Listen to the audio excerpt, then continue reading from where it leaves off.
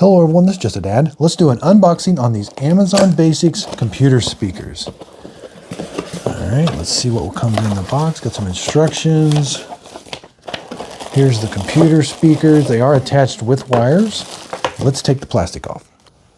Okay, so here's the speakers. I like they got a little bit of felt on the bottom. They do have a blue light that comes on. You do have to power these with USB-A. So you got to plug this into a USB-A port to get power. But you get the audio through this audio jack. All right, let's plug them in. Yep.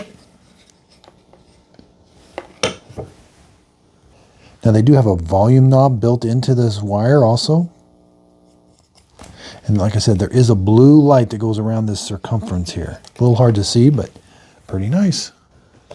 Okay, so each speaker looks like it's about 4 inches that way, about 2 1/4 inches that way, and height-wise right at 2 3/4.